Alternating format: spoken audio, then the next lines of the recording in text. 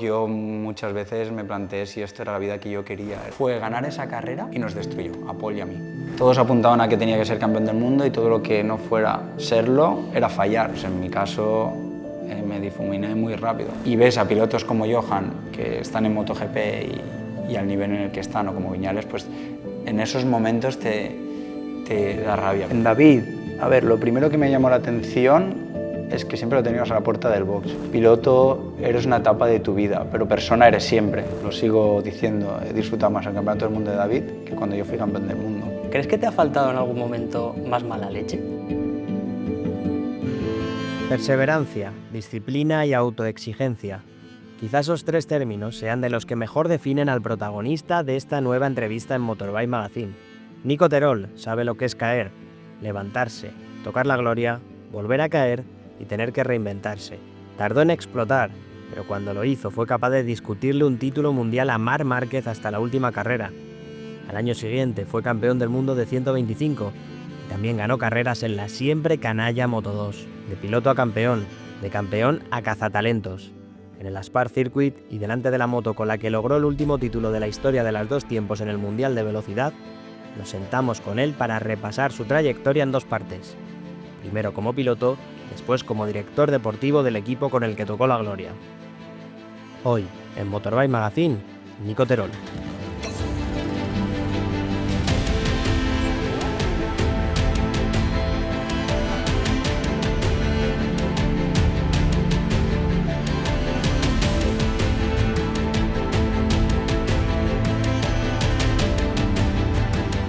Siempre digo que en estas entrevistas de Motorbike Magazine tengo la suerte, la enorme suerte de juntarme con muchos campeones del mundo. Hoy estoy con otro de ellos, campeón del mundo de 125, el último campeón de la era dos tiempos en el Mundial de Motociclismo. Nico Terol, ¿qué tal? ¿Cómo estás? Muy bien, Alex, un placer. Igualmente, Nico, muchas gracias por hacernos este hueco en la agenda, porque estamos aquí en el Museo del Aspar Circuit y tenemos delante de nosotros a Marisol. Sí. ¿Por qué Marisol y qué recuerdos te trae esta moto? Bueno, en primer lugar, un placer estar contigo, sobre todo porque compartimos afición. Almorzando ya hemos hablado de nuestras vivencias y uno de nuestros ídolos como Alex Cribillé. Y por la parte mía, un honor estar contigo y aquí en el Museo de Jorge. El que me dio la oportunidad y el que me cruza muchas veces en esta vida y que le debo mucho y que gracias a él pues fui campeón del mundo también. Aquí tenemos a Marisol con la moto con la que conseguí uno de mis sueños.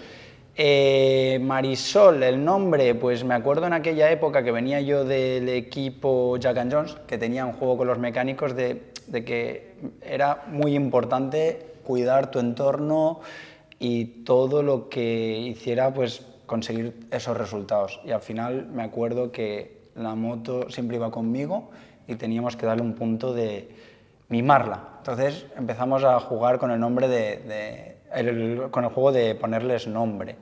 De hecho, cuando gané mi primera carrera se llamaba la moto Catalina. Entonces, las cosas que funcionan hay que seguir generando buenas vibras.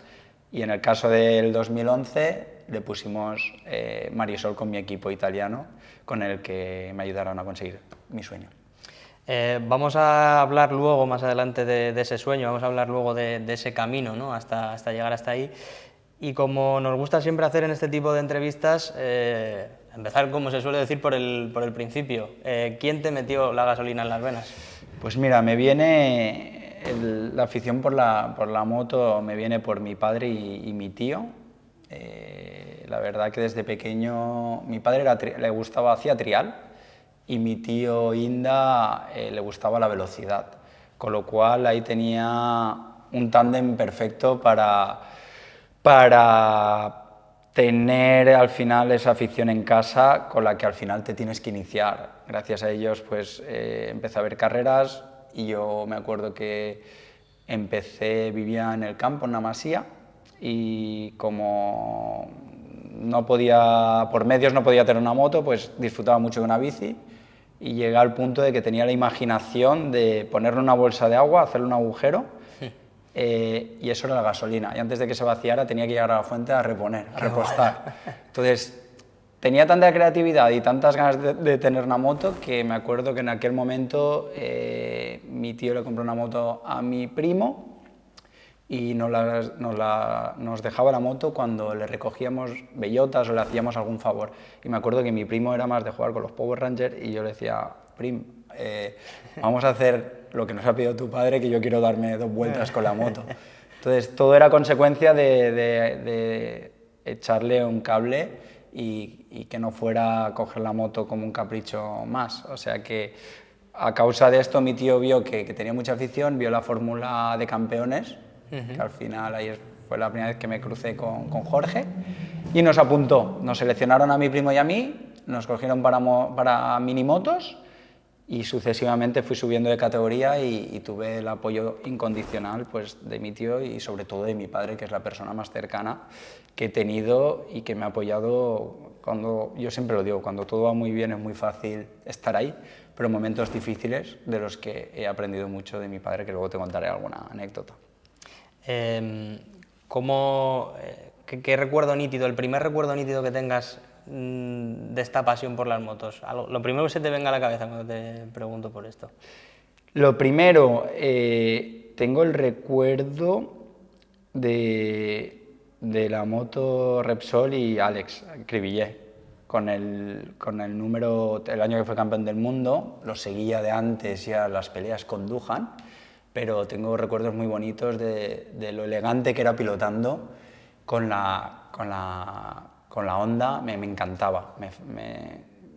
Me acuerdo carreras como, bueno, cuando fue campeón del mundo en Brasil, la tensión, cómo supo gestionar muy bien ese campeonato, pero desde inicios era el que se merecía ese título y de hecho su pilotaje a mí me flipaba. De hecho, cuando los piques que tenía con Duhan, me gustaba el Alex que había, que le daba igual quien fuera, tenía que sacar siempre un extra. Duhan bajaba un tiempo, él lo tenía que reventar y jugárselo con uno de los, bueno, tener de compañero uno de los mejores de la historia y estar a su nivel y luego conseguir el título, pues más que merecido, y para mí pues era un referente. Era el que a partir de ahí, ostras, me gustaba, empecé a decir, me gusta la velocidad. Ahí es donde Nico Terol se plantea ya ser piloto, ¿no? Intentar seguir los pasos, algún día llegar a donde estaban llegando aquellas estrellas que veías por la tele. Al verlos es verdad que me llamó la atención por la velocidad, pero se juntó todo en el año en el que me dieron mi padre y mi tío la oportunidad de, bueno, me seleccionaron para la cuna de campeones, que fue en el año 99, el año que Cribi fue campeón del mundo, y fui a Almenara, a la selección, con otros 800 chavales, y yo decía, ostras, nunca me he subido a una moto de carretera, de velocidad. Cuando vi a Jorge al lado mío, me acuerdo que lo veía extraterrestre, porque lo veía en la tele, era una sensación muy extraña. Entonces me seleccionaron y el primer año en minimotos no lo pasé nada bien, no lo disfruté, no hice grandes resultados, acabé top 10 y me dieron la oportunidad para correr en la Copa 50 y ahí es donde empecé a despegar, donde fue un año muy bueno, donde ya las motos nos las cedían pero nos las llevábamos a casa. Ahí había un reglamento que tenías que llevar el mismo desarrollo, era mucha igualdad. Y como no teníamos muchos medios, lo hice con mi padre. Y me acuerdo que tengo muy buenos recuerdos porque íbamos con la tienda de campaña, la caja de herramientas era una caja de naranjas, de fruta de estas de plástico dura, y como ese año me jugué el campeonato, al final fui subcampeón, pero con los medios que teníamos, de hecho, algo con lo que sigo aprendiendo ahora con tanta experiencia es que a veces el tener pocos medios y que esto sea no sea un trabajo, sino tu pasión, mueve montañas. De hecho, ahí no teníamos medios y le comprábamos a otro rival los neumáticos, que al final le conseguí ganar en ese campeonato. O sea que para mí todo este aprendizaje con mi padre, las vivencias, me han hecho luego aprovechar muchas oportunidades y sobre todo valorar. Llega con 16 años el salto al Mundial, ¿no? Que es como el primer gran sueño de un piloto. ¿Cómo es para un chaval de 16 años empezar el Mundial? Porque estuve viendo que las 2 primeras carreras fueron en Jerez y en Portugal, pero ya la tercera, con 16 años, irte a China, coger las maletas, eso es el Mundial de verdad, ¿no? Para un crío en ese momento. Sí, como dices, Alex, el primer año del Campeonato del Mundo era otra época. Yo creo que en mi caso no tenía ni móvil y me acuerdo que tuve al teléfono de casa una llamada del equipo Derby de Bosco Oscuro, de Luca, y me llamó para darme la oportunidad para correr en Derby con Giampiero Sacchi, y para mí pues fue un sueño hecho realidad. En ese momento era lo que es, desde el año anterior le pedía slides, rozaderas a los pilotos del Mundial, y para mí cualquiera era ídolo. El irte a correr el Campeonato del Mundo y un sueño hecho realidad, pero es verdad que luego de ser un niño maduras mucho, ya que pues, es un deporte de riesgo, viajas muchísimo.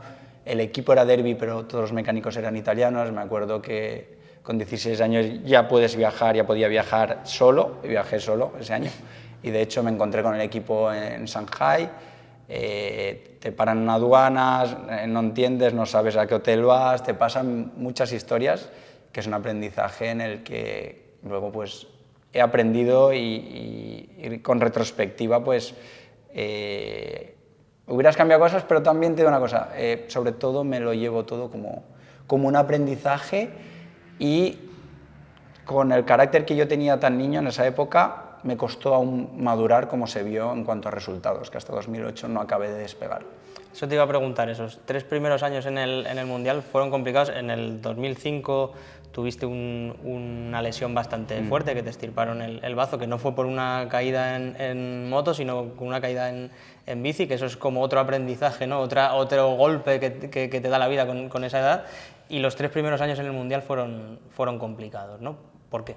Sí, a ver, con Derby, cuando entré en 2005, yo estaba acostumbrado, bueno, corría con la Aprilia en el Junior, con el equipo de Jorge, y subirte a una Derby después del año que hizo Lorenzo, que iba tan rápido, que el mítico por fuera de Brasil, y cómo pilotaba, estaba en estado de gracia, y bueno, sabemos el pilotazo que es Jorge, que de cara al 2005 hicieron una alineación pues, con Poggio, que 2 años anteriormente había sido campeón del mundo de 2,5, Pablo Nieto, que venía de unos años muy buenos con el equipo de Jorge, y Lucas Pese, que también había hecho muy buenas carreras con el equipo de Aki, y yo era una apuesta de futuro.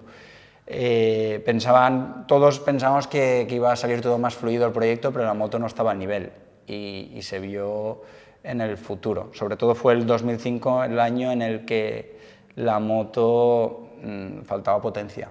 Jorge era el que hizo Lorenzo marcar la diferencia. Después tuve una lesión, que fue entrenando en bicicleta, tenía un circuito y me gustaba mucho pues, ser creativo, y con la gente que vivía cerca de mi Masía, pues los amigos, organizar como grandes premios con bici, todo circuito con peraltes y demás, y tuve una caída entrenando, más que entrenando, jugando, porque yo tenía 16 años y me lo tomaba todo a disfrutarlo, y como te digo, era creativo, pues montaba como grandes premios de entrenamientos, cronometrados, la Superpole, carreras, y tuve una caída en una meseta, que fui largo y solté la bici y me clavé en manilla. Y bueno, entonces todo esto creo que tenía que ser así, y ha sido un aprendizaje que luego, en el momento que tuve la oportunidad y estuve en el momento justo en el equipo que tocaba, exploté, porque cuando vienes de pasar hambre y tienes una oportunidad y lo tienes todo en el momento justo, con esos aprendizajes saqué ese extra que fue en 2008, y ya es donde me consolidé como piloto. Por ese año también te quiero preguntar, porque antes de llegar al equipo de tu vida, se puede decir, que es el Aspar Team, sí, tuviste ese salto de calidad que comentas, ¿no? En 2008, con una estructura que creo que en la cual estaban Josep Cribillé, estaba Manolo Burillo, que fue también muy importante, Santi Mulero, Xavi Savio. También apareció durante esos 2 años, 2008-2009, la figura de Sito Pons. ¿Cómo fue para ti, cómo de importante fue para ti ¿O qué sacó ese equipo de ti para que de repente Nico Terol se convirtiese en top 5 del mundo y estar luchando por victorias y por podios muy regularmente? Sí, hasta el 2008 hubo un antes y un después en Nico Terol. Para mí, en cuanto a medios, en cuanto a la moto que llevaba, no era superior a la de 2007 cuando estuve en Derby, pero sí que me noté muy bien arropado y que confiaba todo el equipo al 100% en mí. Y eso me dio ese extra que necesitamos los pilotos, que al final es un tema mental y que sacas, pues, cuando ves que todos se desvíen por ti y te encuentras bien con la moto, sacas ese 110%. Ese 110%. Y en ese año pues lo pude plasmar en la pista. Me dieron mucha confianza, Manolo confió, Murillo, desde el primer momento en mí. Él decía que cuando se fijaba en Derby no podía ser que me viera en la tabla tan atrasado, con la cara de buen niño que tenía, decía. Y luego, de hecho, tenía mucha confianza porque lo veía en el paddock y él me quería fichar. Y Xavi Savio, Santi Mulero también fue una persona que aprendí mucho y que gracias a ellos también les debo mucho para haber podido sacar el potencial que tenía dentro. Y de hecho, pues ese año fue el año que más me lo disfruté, haciendo grandes resultados y sin presión.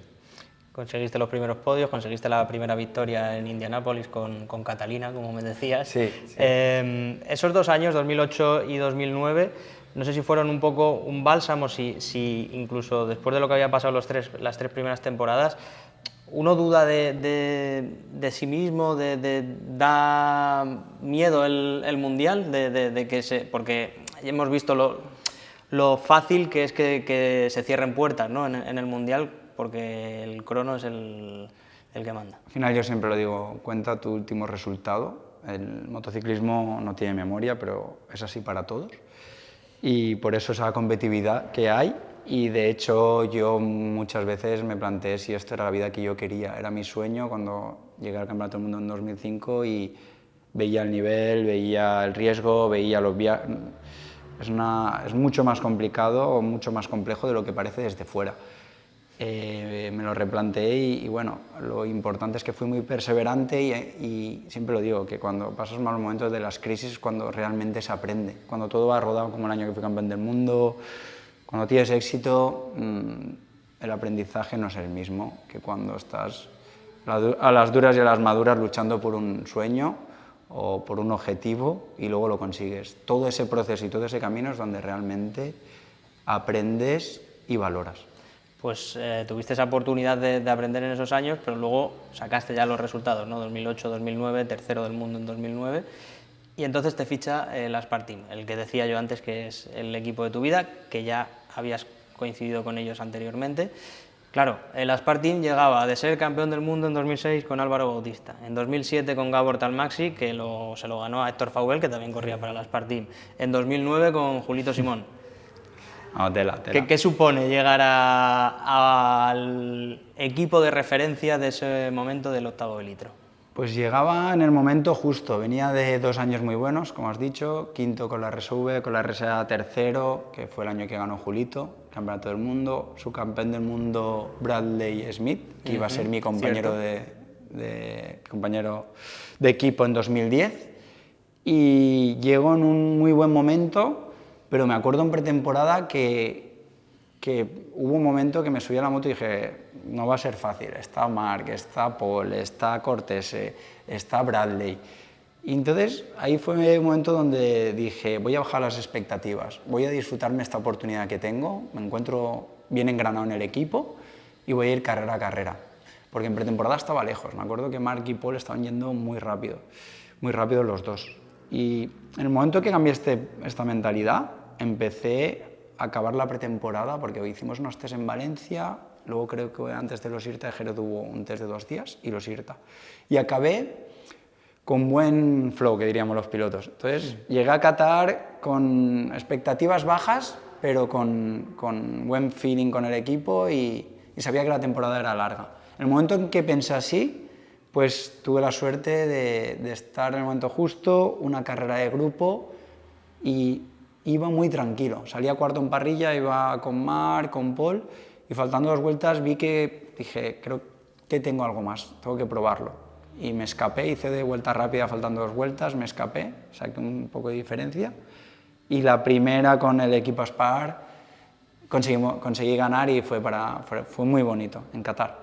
Regalasteis, tanto tú como Marc Márquez, como Pol Espargaró, los tres regalasteis a la afición un año inolvidable, porque erais los 3 tenores de la categoría. Tú conseguiste 14 podios en 17 carreras, que es un dato brutal. Sí. Ganaste 3 carreras, pero claro, llegaba aquel del 93 que ganó 10, sí. Pero le peleaste el título hasta la última carrera. Sí, ¿ganó 10 ese año o 8? No me ganó 10. Ganó 10, es verdad. Sí. No, Marc es bestial. Ese año yo me acuerdo que había una rivalidad muy fuerte, sobre todo entre Marc y Paul. Entonces yo me centré mucho en mí, en sacar el máximo provecho a cada situación. De hecho, conseguí la primera victoria, luego 2 Jerez hice segundo, ganó Paul, Le Mans también.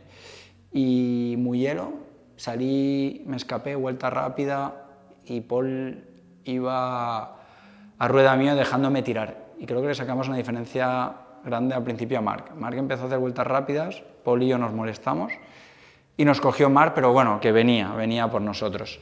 Me acuerdo que esa carrera, la última vuelta la afronté cuarto, pasé a Bradley, pasé a Paul, y en la entrada meta dudé si adelantarlo o no, pero Marc la hizo en tercera y yo en segunda, y me sacó esos justos metros para no pasarlo a Rufo en Mugello, y me acuerdo toda la vida que fue la ganó Marc sin quitarle ningún mérito, porque ya hizo un carrerón, y lo que te digo, hizo la meta perfecta, pero fue ganar esa carrera y nos destruyó, a Paul y a mí. Quiero decir, a partir de ahí empezó a tener muchas victorias consecutivas, y yo ya lo pensé, dije, este chaval no tiene techo, entonces, ¿qué depende de mí? El sacar el máximo provecho a cada situación, y así podré tener opción a luchar por el título. Pero hacía cosas que yo lo dije en alguna entrevista ya en 2010, que el nombre lo iba a marcar bien en la historia. Se veía destellos y cosas de pilotaje que no había visto nunca, delante mía, en carrera.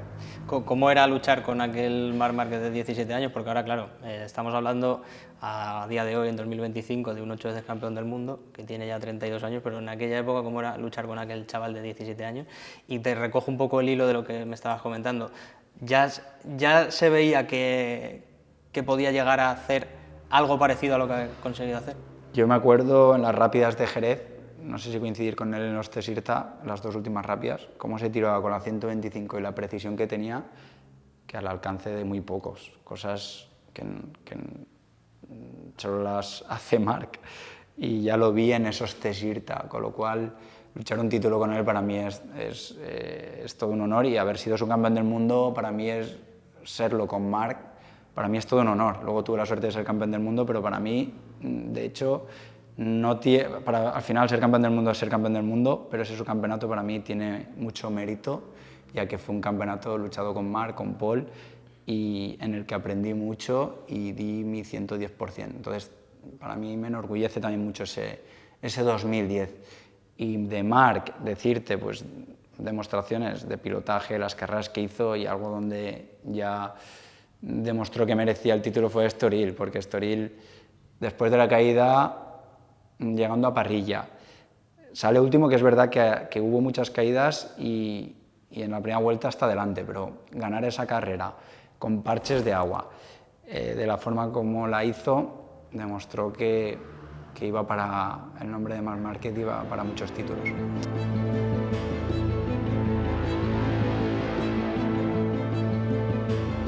Y antes de continuar con la entrevista, queríamos agradecer a Luis Moto el apoyo a contenidos como este que estamos aquí grabando. Os queremos recordar que esta marca alemana ya llegó a España a través de su tienda online, donde podréis encontrar más de 50.000 productos de más de 500 marcas diferentes, entre ropa y accesorios de motos de todos los segmentos. Hoy, además, queremos poner énfasis en algunos accesorios racing de marcas propias que encontraréis dentro de la web de Luis, y que tienen además una óptima relación calidad-precio, desde calentadores, botas, guantes, múltiples productos tanto para la moto como para el piloto. Así que si estás interesado o interesada, pues no dudes en visitar su web. Aquí en la descripción encontrarás el enlace a la misma. Y ahora sí, continuamos con esta interesante entrevista a Nico Terol. Haciendo una entrevista que hice a Pol Espargaró, que fue vuestro rival en aquella temporada, vuestro otro gran rival, que ha sido rival y compañero de Marc, me dijo que después de la época de ser compañero de Marc se dio cuenta, o después ya de haberlo reflexionado con el paso de los años, que Marc tiene una aceptación del riesgo mucho mayor que los demás pilotos. No sé si compartes esa reflexión, si es un poco uno de los reflejos de Marc Márquez. Lo comparto y es uno de los reflejos de Marc, y como consigue esa aceptación con el riesgo, yo creo que lo tiene más entrenado que los demás. El problema de los demás pilotos es pasar por la Rabiata en Mugello, que se te cierra una vuelta y la siguiente tener el punto honor de pasar otra vez a ese límite. Yo creo que Marc es el que tiene más control del riesgo, con lo cual lo hace diferente, aparte de la mente que tiene. Tiene muchas cosas, pero estoy con Pol de lo que dice en cuanto al riesgo, de que Marc es superior a entender dónde está el riesgo y afrontarlo cada vuelta. Es lo más difícil que yo también he vivido como piloto, porque cuando tienes un susto grande o alguna caída, no pasas igual la siguiente vuelta. Necesitas un tiempo para volver a familiarizarte, a tener ese feeling e intentarlo. Incluso hay fines de semana que, si has tenido una caída fuerte, no pasas igual por ese punto. En cambio, Marc lo consigue 2 vueltas después de esa gran caída o en el entrenamiento posterior. Marc, que ganó ese Mundial de 2010, que tú llevaste hasta la última carrera, que bueno, se decidió en Valencia, pero conseguiste, como decías, ¿no? Es un orgullo pelear por un título hasta esa última carrera, y ahora vamos a centrarnos en lo que vino después, que es el año de la gloria, ese 2011, con Marisol, que tenemos aquí delante, la moto campeona del mundo, la última, 125 campeona del mundo. Y es que, repasando el 2011, a mí se me viene a la cabeza que es la mayor o una de las mayores escenificaciones de lo difícil que es ser campeón del mundo. En el sentido de, es el año en el que tienes la moto, la experiencia, la velocidad, pero aún así, ¿cuánto cuesta ser campeón del mundo? Porque tuviste incluso que sobreponerte a una lesión, a perderte una carrera, que no he mirado exactamente el dato, pero creo que hay muy pocos campeones a lo largo de la historia que hayan sido campeones habiéndose perdido una carrera entre medias. No lo había pensado nunca, Alex. Es buena, sí. La de Assen. Eso es. Sí. Fue duro, porque al final todos apuntaban a que tenía que ser campeón del mundo y todo lo que no fuera serlo era fallar. Entonces, era mi sueño y lo iba a luchar, como te digo, con todas mis fuerzas.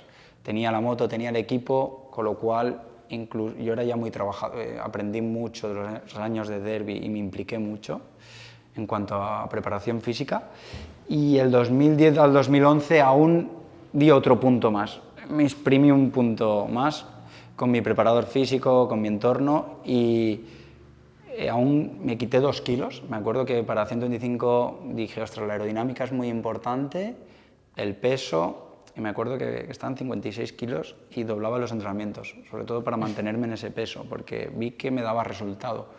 Con Speedy trabajé también, con la marca de monos, también en aquella época, los hombros, la joroba, la pedí más pequeña, me hice fotos para ver dónde podíamos rascar, y teniendo la mejor moto, y es verdad que yo reconozco que ese año corría mucho, pero yo hice muchos sacrificios. Me acuerdo que cada vez que subíamos a los podios me fijaba en mis rivales, que pesaban. Me acuerdo que Zarco pesaba 72, y yo con el mono llegué a 65, 8, 66, no llevamos airbag. Pero esa diferencia, más todo sacrificio, me ayudó. Y luego también, como bien dices, conseguí muchas victorias, y al final estuvieron muy fuertes, pues Maverick y Johan, pero tuve la lesión de Assen. Yo me caía muy poco, pero cuando me caía tenía la mala suerte, la mala fortuna que me lesionaba. Y en Assen me caí por la mañana el viernes, me rompí el metacarpiano, salí infiltrado y me volví a caer, y es donde me desgarré el meñique y no pude correr allí. Ese dedo ya no ha vuelto a ser. Ese dedo lo tengo ya a modo piloto. Sí, me falta un trozo de tendón y se ha quedado, pero de un buen recuerdo, de un año que al final tengo buen recuerdo, o sea que heridas de guerra, heridas de piloto. Pero lo que te decía, ¿no? Lo difícil que es serlo, porque lo tenías como todo en el sitio, pero en un milisegundo se te puede ir una temporada al traste. Sí, fue así, yo me acuerdo que vi la carrera ya de la Dexeus, llegué el sábado creo que se corría sábado, pues el viernes por la noche sacamos un vuelo, estaba en la Dexeus y vi que ganó Viñales, que Gadea estaba por ahí. Yo quería que Viñales y Zarco acabaran lo más atrás posible porque, aunque era rookie, Viñales también lo veía con un potencial que era rival, con lo cual llegué con rabia muy hielo que a la semana siguiente conseguí una victoria, que me hicieron un guante especial para el meñique poder estirarlo porque lo tenía como una morcilla, era enorme y me tuvieron que hacer con una tela porque lo tenía infectado, que si me caía yo decía, ostras, si me caigo pierdo el meñique porque bueno, lo tenía y el guante, lo que te digo, tenía la protección fuera, pero en el interior era tela. Y me hicieron una maneta especial, porque en ese momento, antes de recién operado, lo tenía estirado. Y entonces, cuando iba a frenar, me tocaba con la maneta y sí, fue también un momento en el que había que pegar puñetazo en la mesa y fue una victoria muy buena. Y luego otro momento clave fue en Breno, cuando iba luchando por la carrera con Cortese y Zarco, que rompí la porcelana de la bujía o un detalle que igual cuesta 1,5 € y son cosas que pueden pasar. Y ese momento dije, se me puso Johanna a 12 puntos y dije, hasta que no baje la bandera es momento de atacar. Hay veces que los pilotos nos ponemos en modo defensa y ahí entendí que lo que me iba a dar resultado, si merecía ese campeonato, iba a ser campeón del mundo, con lo cual lo que dependía de mí era apretar y pensar carrera a carrera, no pensar en el campeonato. Conseguí otras 3 victorias consecutivas. Sí, Indianápolis, Misano y Motorland, que me encanta ese circuito. Y eso ya te termina de disparar un poco el todo. La carrera de Malasia fue un poco complicada y abrió un poco el campeonato hasta el final y llega a Valencia. Claro, para un piloto valenciano, en un equipo valenciano, ganar el título en Valencia ya es como el final del cuento de hadas, ¿no? Sí, es como un cuento. ¿Tienes el recuerdo nítido de ese día? Sí. De hecho, ese día cuando crucé la meta me acordé cuando entraba al circuito Ricardo Tormo y lo veía todo como un estadio cuando entré en el 99 para la primera carrera de minimotos que era en el parking con ruedas. Me veía tan insignificante entrando ahí y luego ser campeón del mundo en ese circuito con un equipo valenciano, con Jorge, que gracias a él tuve la suerte de correr en la cuna de campeones, en su equipo. Era de ensueño todo, era muy bonito y tengo ese recuerdo de cruzar la meta y decir qué insignificante era aquí en el año 99 cuando entraba, pensando que esto iba a ser un juego y ahora es mi profesión y consigo uno de mis sueños. Bueno, en ese momento el sueño que tenía de ser campeón del mundo fue muy bonito.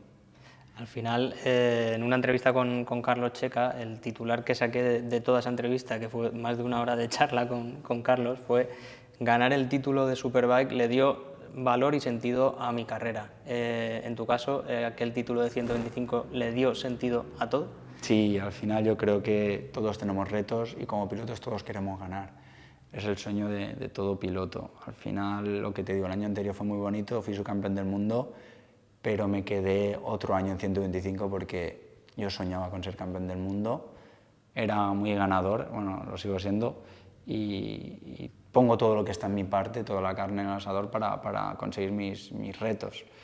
Y al final le dio sentido a toda mi carrera y sobre todo pude agradecer a toda la gente con ese título que me ayudó desde los inicios, sobre todo a mi padre, a Jorge, a mi tío, a toda la gente, mis amigos, los que están, lo que digo, en las duras y en las maduras, sobre todo en esos momentos, porque hay mucho sudor y lágrimas para llegar a conseguir ese sueño. Mi madre, mi hermana.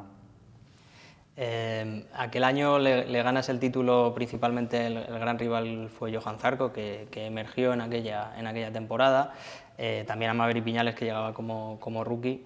Te pongo un poco el ejemplo de Zarco porque luego, con el paso de los años, también en los primeros años en Moto2 ibais como muy a la par, sí. También sois de una edad muy similar. Viendo dónde ha llegado Johan, ¿te da rabia que tu trayectoria no haya acabado siendo tan ordenada, que te haya llevado a la oportunidad de batirte más en Moto2 y también en MotoGP con todos los que te batiste en 125?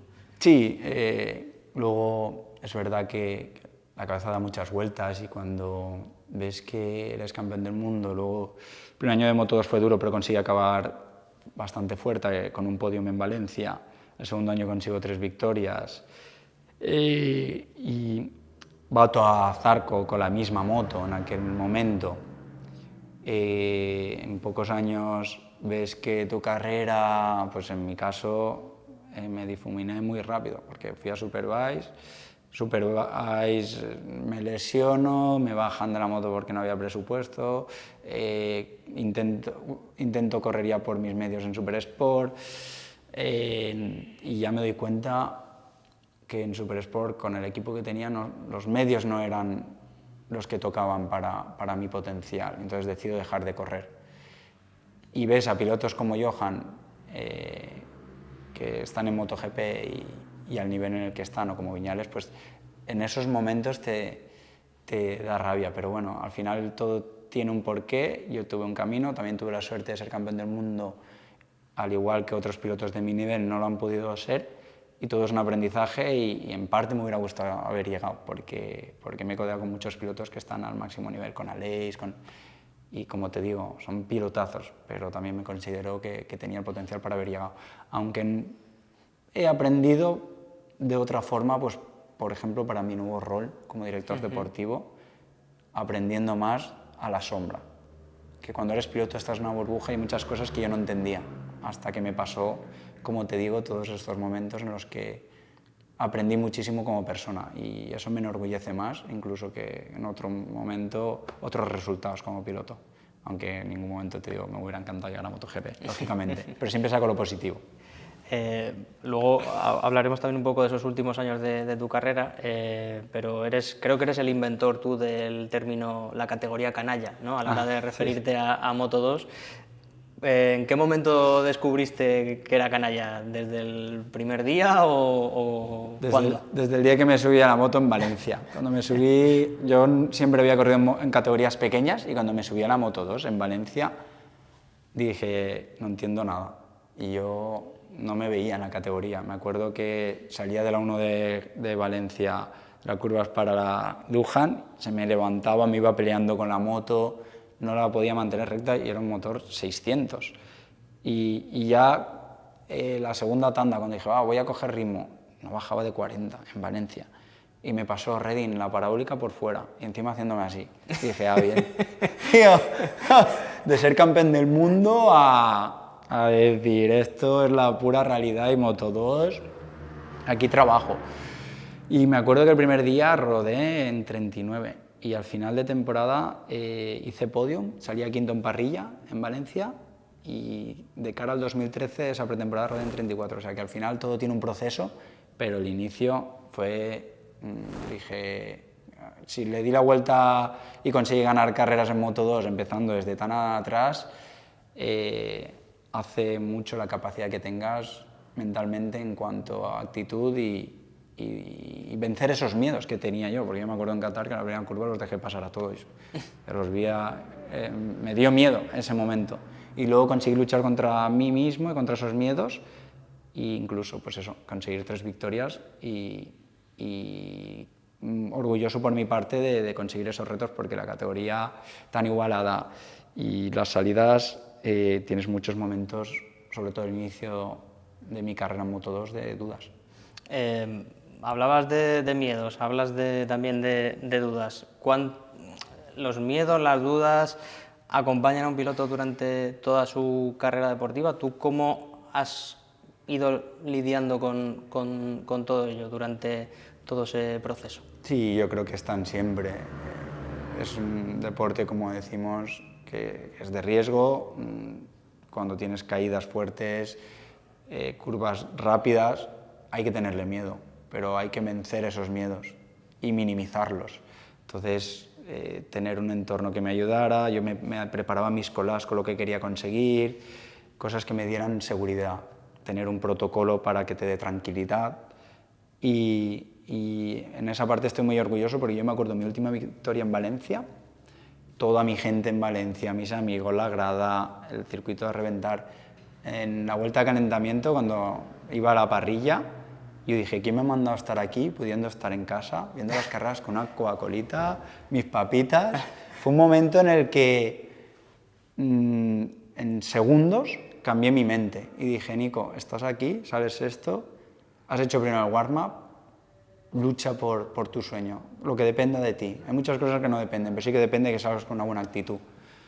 Y conseguí mi victoria en un momento que tuve mis dudas de si salieras, me entraron miedos y conseguí esa victoria, con lo cual estás en un continuo aprendizaje y lucha y eso, y por eso mismo veo que todo hay que transformarlo como reto y que los grandes campeones marcan esa diferencia porque sacan de los momentos difíciles, sacan fuerzas para luchar, y ahí es donde un piloto campeón del mundo o un top marca la diferencia, porque cuando todo va rodado, como bien te digo, es fácil, pero cuando pasas momentos como Martín, como Marc, como Valentino en su época, salir adelante de las lesiones y luchar luego por títulos, ahí eso aún es más merecedor y te demuestra más de un top rider, y en esos momentos es cuando hay que tener recursos y la mente muy bien amueblada para sacarlo adelante.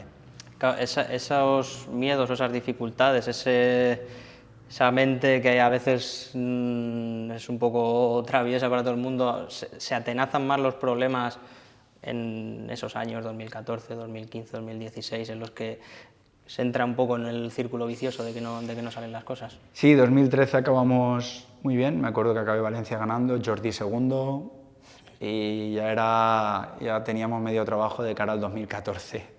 Es verdad que me acuerdo que Mela me hizo una entrevista y me dijo, acuérdate que esta es la victoria más larga, porque es la última del año, con lo cual es la que más memoria tiene.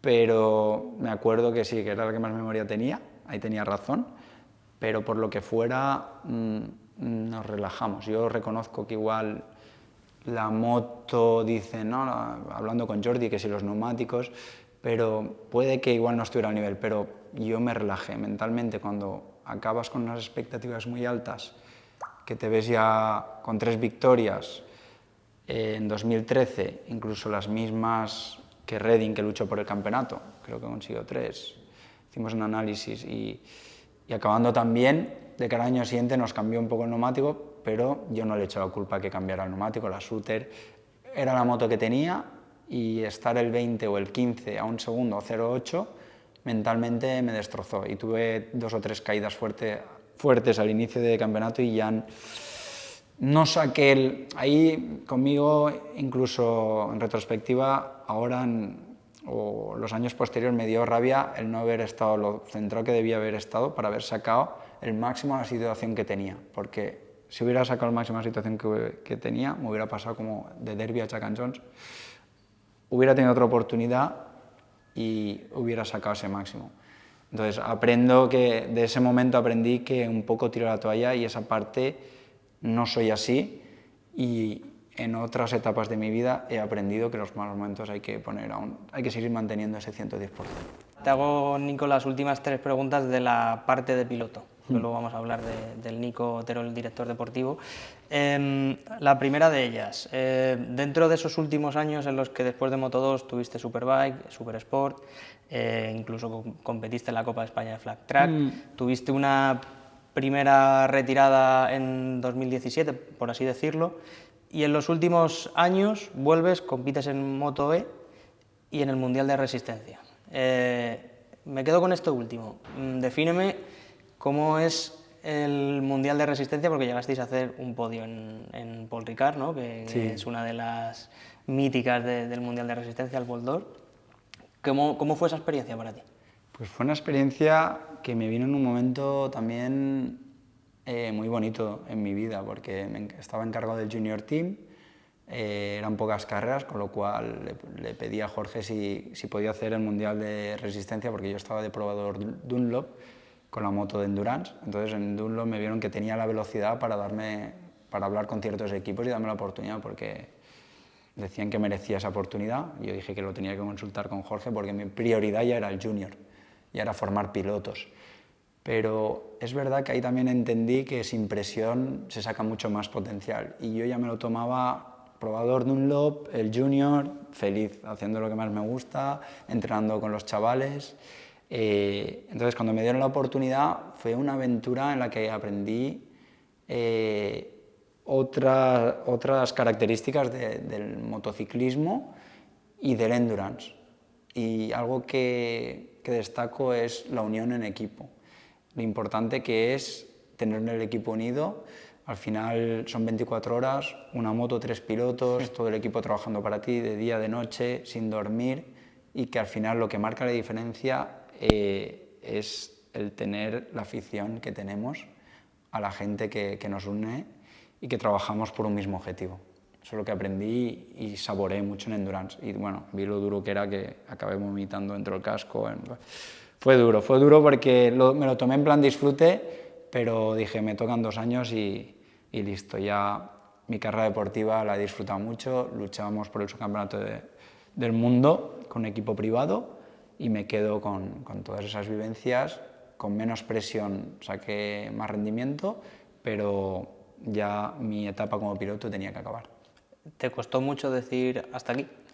Tuve mis dudas, porque tenía oportunidades de seguir corriendo y acabó el segundo año que hasta Most teníamos opciones de ser subcampeones, íbamos a ser subcampeones del mundo, y faltando media hora de carrera creo que Marino, mi compañero, rompimos motor y perdimos las opciones. Bueno, las opciones no, acabamos cuartos a causa de esa rotura, porque íbamos asegurando una 6ª posición, el 5º que ya nos valía para el subcampeonato, y el equipo quería continuar conmigo. Les dije que necesitaba 2 semanas para decirles qué decisión tomaba, y al final decidí dejar de correr y centrarme con el Junior, porque ahí aún no sabía que iba a ser director deportivo, que mi etapa como piloto tenía que acabar, y de una forma muy bonita. Aunque no consiguiéramos ese subcampeonato, conseguimos un podium, me sentía rápido, y entrenando con los chavales ya me sentía feliz. Defíneme, Nico, te doy 2 opciones, o con una nota o con una o varias palabras, la etapa de Nico Terol como piloto. Como piloto, perseverante, una palabra, y como nota, le debo todo al motociclismo, nota no, sino frase también, le debo todo al motociclismo y lo que me dijo mi padre. Al final he tenido la suerte de aprender muchos valores gracias a mi deporte, a victorias, a derrotas, a vivencias. Entonces me he formado como persona, y es lo que me han transmitido mis padres, y he aprendido muchos valores, con lo cual para mí es mi vida. Y esa vida pues te dio la oportunidad de verlo desde el otro lado, así que desde el otro lado lo vamos a ver ahora. Hemos repasado el Nico Terol piloto, vamos a repasar el Nico Terol director deportivo. También muy divertido, y creo que la estoy disfrutando más que cuando era piloto.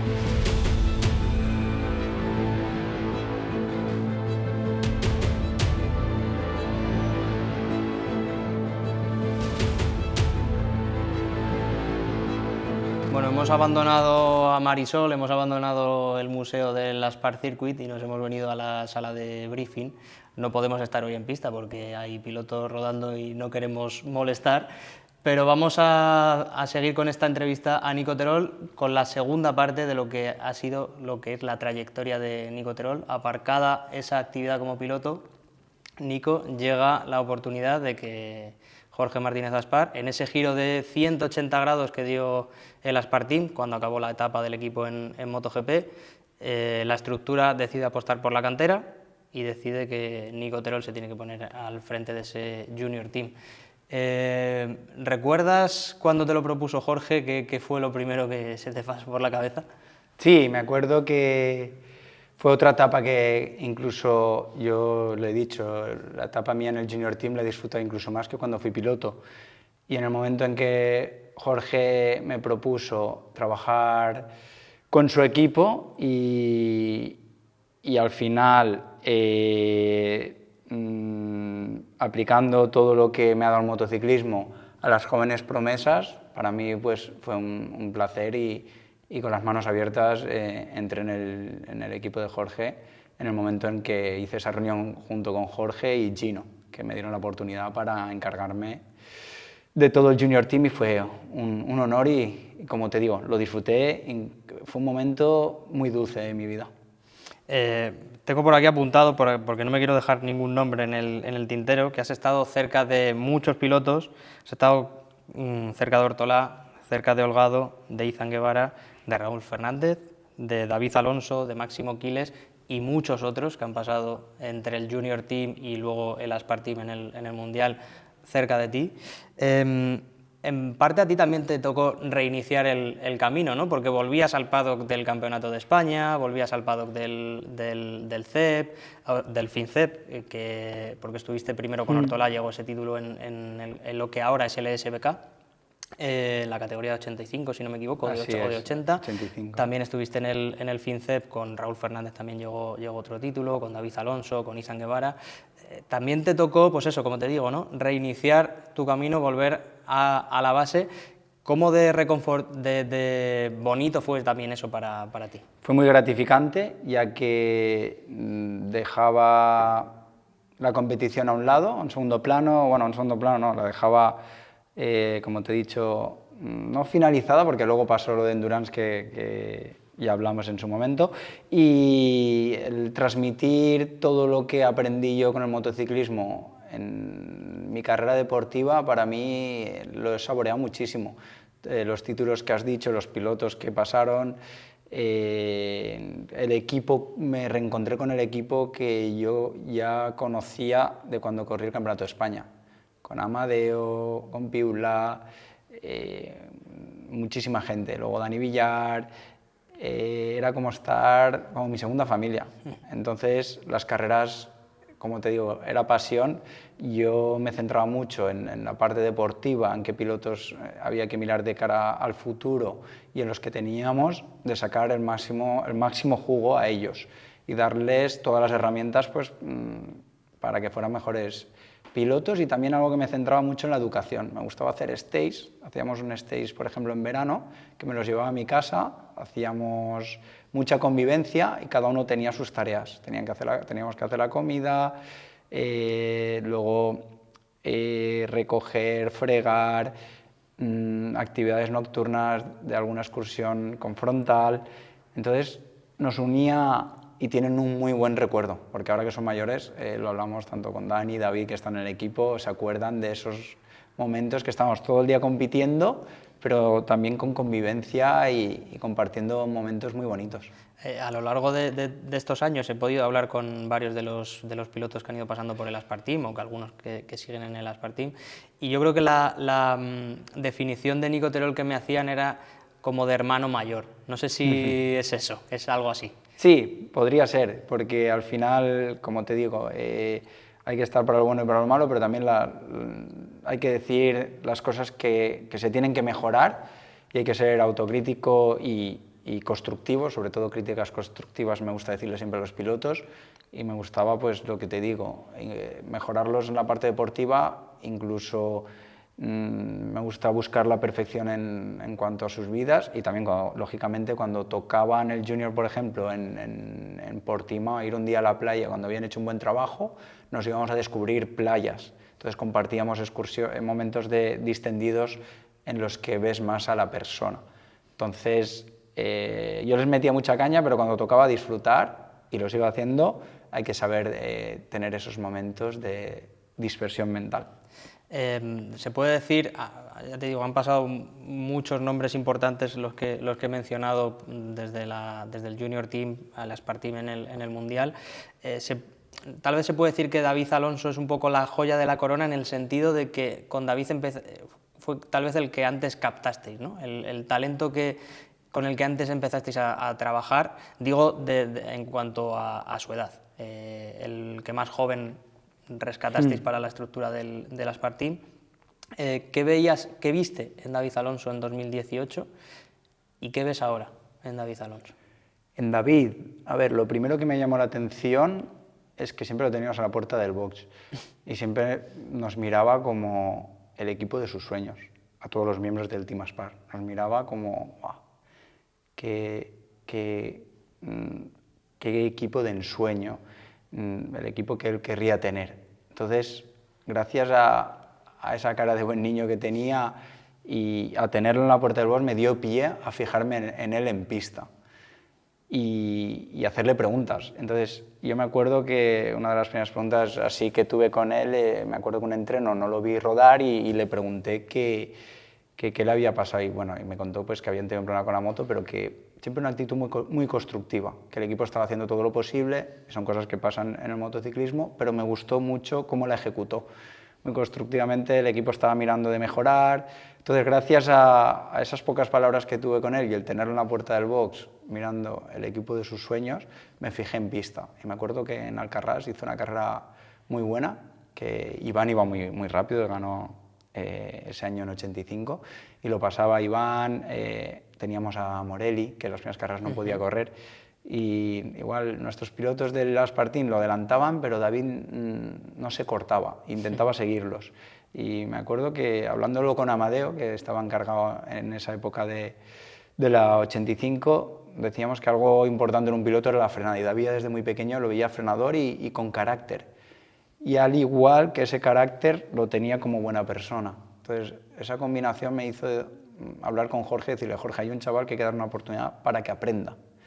De cara al 2018, darle su tiempo, Morelli para luchar por el campeonato y David para que aproveche la oportunidad. Y mira si lo aprovecho bien, que la primera carrera ya, las dos primeras las consiguió victorias. Una en Agua en Albacete y otra en Checo.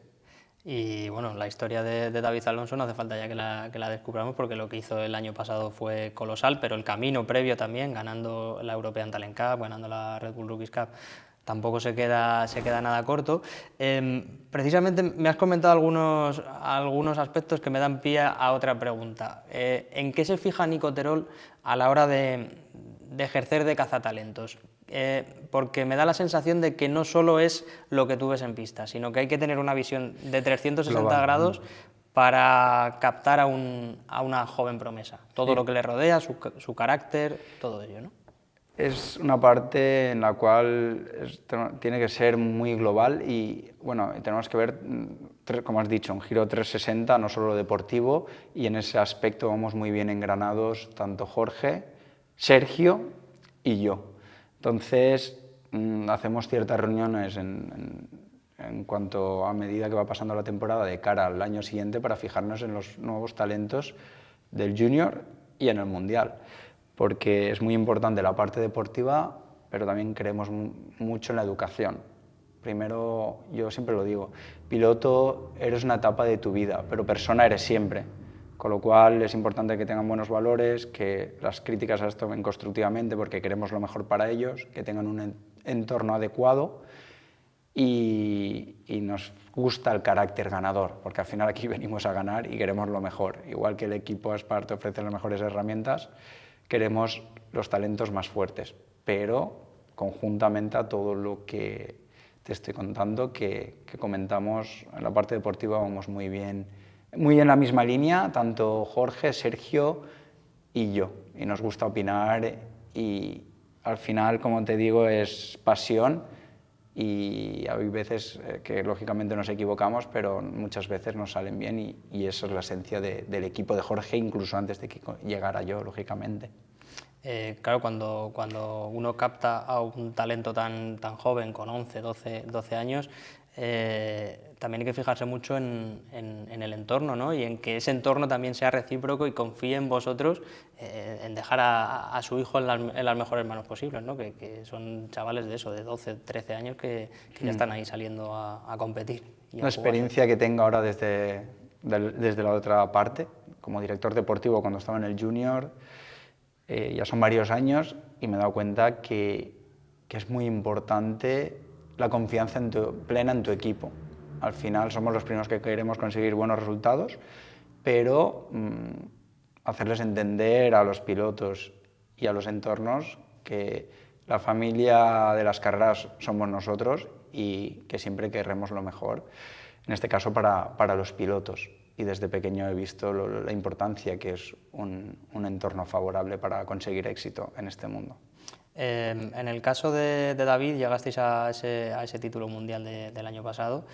Me gustaría que me comparases un poco la sensación de cuando tú eras el actor de la película y eras el campeón del mundo, a vivirlo desde fuera, siendo David el actor principal, pero tú habiendo estado con él tantos años detrás.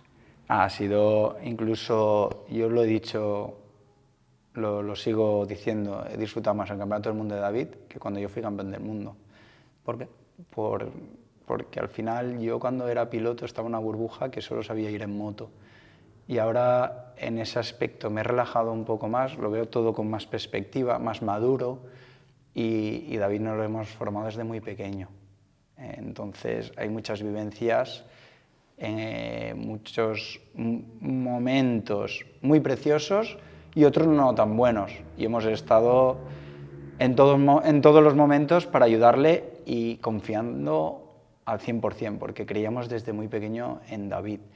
Y hemos pasado, como te digo, el último año del Junior fue un año difícil para David y para el equipo, y situaciones difíciles porque cuando no hay resultados, como he dicho antes, aquí cuenta tu última carrera, y luego cuando ves que consigue esa victoria en Silverstone en su primer año, yo me sentí en deuda con David porque tenía plena confianza. La manera en la que David ganó el Mundial el año pasado, evidentemente hace establecer muchas comparaciones, ¿no? Porque claro, ha batido récords de pilotos como Marc Márquez, como Valentino Rossi, eso son palabras mayores. En tu labor como director deportivo y estando tan cerca de David durante tantos años, ¿cómo se consigue abstraer al piloto de todo eso que se empieza a hablar sobre él? No es fácil, incluso yo sigo aprendiendo año a año, día a día, y estoy en continuo aprendizaje en mi nuevo rol, y me gusta reinventarme, aprender, porque nunca sabemos suficiente. Y por la parte de David, incluso fue un año tan magnífico que, aunque haya pasado por ahí y yo soy muy de mantener los pies en el suelo, no es fácil hacerlo aterrizar y transmitirle que ahora hay que subir al Everest desde la falda, y es la realidad. Pero cuando es un campeonato de la forma como lo ha conseguido David, también es normal todo lo que ha venido alrededor. Pero, como te digo, seguimos aprendiendo, y yo siempre digo que la parte deportiva es la más importante, y lo que dé estabilidad hay que mantenerlo. Y si hay ciertas cosas que no están en el sitio, hay que trabajar para conseguir esa estabilidad, esa tranquilidad, para que lo deportivo funcione. Entonces, por la parte de David fue un año increíblemente bestial, y yo siempre lo digo, David no tiene techo, pero también hay que parar, y ahora pues Moto2, saber la realidad que yo siempre se la he transmitido, y él lo sabe, pero como digo, son etapas que hay que ir quemando y que se las tiene que ir pasando, que es como ahora, yo se lo digo mucho tanto a David como a Dani, hay que normalizar estar el 20, porque forma parte del aprendizaje en Moto2. Y si todo no funciona rodado como el año pasado, que en el caso de David fue brutal, y Dani también, su campeón del mundo, y con la temporada que hizo, no es lo normal siempre estar arriba, y vais a aprender más de momentos difíciles, con lo cual, en momentos difíciles, mente abierta, aprendizaje, cabeza agacha y a trabajar. Y entonces, como te digo, no dejo de aprender, y para mí es un reto, y estoy muy contento de los pilotos que tenemos en Moto2 y del aprendizaje que estoy teniendo también en mi nuevo rol. Claro, es que me hablas mucho de aprendizaje, pero en el rol que tú estás más enseñando, ¿no?, a pilotos, pero al mismo tiempo me hablas mucho de aprender. ¿Qué estás haciendo más, enseñando o aprendiendo? Las dos cosas. A ver, siempre lo digo, uno tiene que ser bueno en lo suyo y en lo demás delegar.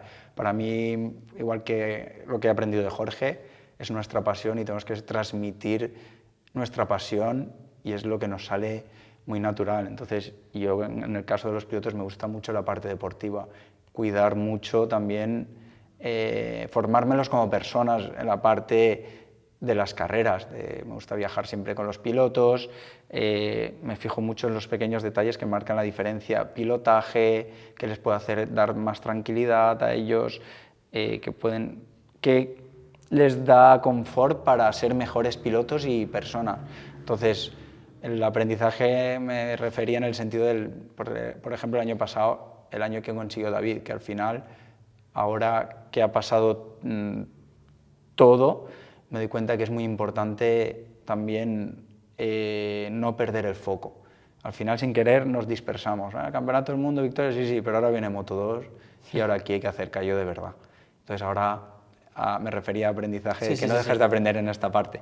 Pero sí que me gusta transmitirle mucho a los pilotos que cuentas tu última carrera, que hay que disfrutar de los buenos momentos, que en el caso de David el campeonato le sirva como energía de lo que es capaz de conseguir, que no tiene techo, pero los pies en el suelo, que ahora hay muchos más rivales, otra nueva categoría, y los momentos que no consigues éxito es cuando más se aprende. Entonces, hacerles ver en cada momento que pueden aprender.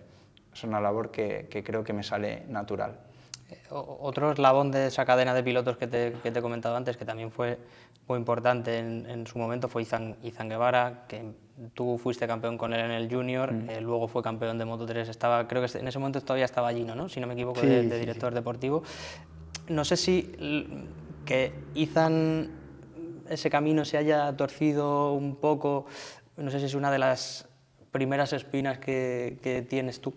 Sí, a ver, Izan para mí, me acuerdo de las negociaciones en el Junior cuando lo queríamos para Moto3, porque me acuerdo yo que cuando iba a pista a ver a los pilotos, tenía una lucidez pilotando, una elegancia, una seguridad que me embaucó, y me acuerdo que se veía en la tele cuando ya estaba con la cuna, y entonces hablando con Jorge había que ficharlo con Gino, todos estábamos alineados, lo conseguimos, y conseguir el Junior lo que consiguió cuando empezó a ganar, empezó a hacer, parecía que hiciera otro deporte. Me acuerdo de Motorland saliendo en agua el 22, ¿no? 22, ganó las 3 carreras y fue increíblemente precioso, incluso cuando subió al Campeonato del Mundo. ¿Qué he aprendido en este aspecto? Que incluso en el momento en el que fue campeón del mundo, Izan incluso nos haría daño, porque a veces te relajas. Incluso yo en mi posición, cuando pasé a director deportivo, ya te crees que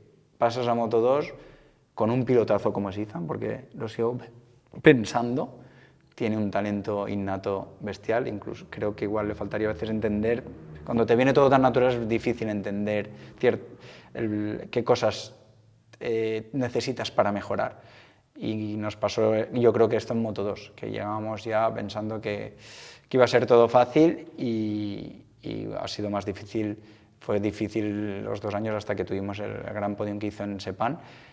Fueron años duros en Moto2 para Izan en nuestro equipo, pero como te digo, aprendizaje, y espero pues eso, que en el futuro le vaya bien, y nosotros tenemos el gran recuerdo como equipo de habernos quedado con los títulos de Izan, que fueron muy importantes y muy bonitos. Sobre todo ese aprendizaje es para que esas situaciones a lo mejor las podéis lidiar de otra manera, ¿no? Con los pilotos que vayan viniendo, ya no te digo solo con David o con Dani, sino con los que vayan viniendo por... Y con Máximo. A ver, yo creo que al final lo más importante es aprender. Yo creo que cada año es una lectura, hay que sacar cosas positivas, pero incluso años con tanto éxito como el de David hay que aprender, mirando en retrospectiva.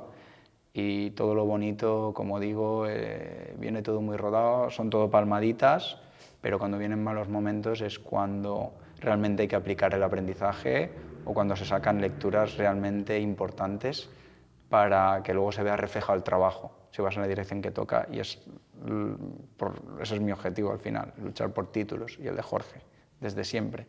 Al final ese es el ADN del Team Aspar. Entonces nos centramos en cada año retroalimentarnos, un aprendizaje para invertir más en cuanto a mejorar nuestro equipo. Con lo cual, lo que te digo de cara a futuro, los pilotos, pues nuestra idea es seguir dándoles lo mejor, y que aprendan también, que cada cada paso, cada categoría tiene un proceso y ahora estamos en ello tanto con David y con Dani. El tema Máximo Quiles es la nueva estrella rutilante, ¿no?, que está en el Aspartim. También fue campeón con vosotros antes, luego estuvo en otro equipo, ha vuelto ahora al equipo para estar en el Mundial.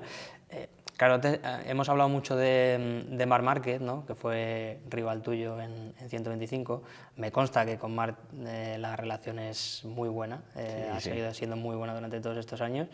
Y ahora, en esa otra faceta que está despertando Marc mientras sigue como piloto, que es empezar a apoyar a jóvenes promesas, pues la primera gran joven promesa que está bajo el paraguas de Marc, o de Vertical en este caso, es Máximo, que también ha depositado, ¿no?, un poco la confianza en el Aspartim de que es el equipo de referencia para que Máximo Quiles pueda crecer, ¿no? Sí, como bien dices, la relación con Marc es muy buena, es estupenda, y en esta parte pues estamos muy contentos de contar pues con la confianza de Vertical, de todo el entorno de ellos, de Máximo, de que empiece esta aventura del Campeonato del Mundo con nosotros. Tenemos el mismo objetivo, hacerlo que crezca, que aprenda, y no nos cabe duda del potencial que tiene Máximo. Tiene un talento al alcance de muy pocos y una naturalidad pilotando también que les sale tan natural, tan espontánea, que es especial, es especial. Con Máximo yo creo que es de los pilotos que hay que transmitirle más tranquilidad y bajarle el ego porque quiere conseguir cosas grandes ya muy pronto, y en el momento en el que estamos aún es, yo se lo digo, esto es pretemporada, la pantalla ni de reojo, quiero que disfrutes. Y días como los sábados de Le Mans aprendes menos. Una pole así, encantado de lo que has hecho, pero hoy va a ser de los días que menos aprendas. Y el domingo se lo dije, vas a aprender más de esta carrera. Y es que has hecho un carrerón y un fin de semana que ha sido perfecto para tu crecimiento. Ganar en el grupo en el que ibas, segunda vuelta rápida en la última vuelta, al inicio de carrera has sabido mantener la calma con unas condiciones difíciles. En el futuro lo entenderás, pero es un piloto ganador, quiere podiums y hay que darle tiempo al tiempo porque lo necesita, ya que vienen todos muy rodados, pero tenemos plena confianza de futuro. Pero como te digo, este año la presión de los neumáticos es el que disfrute.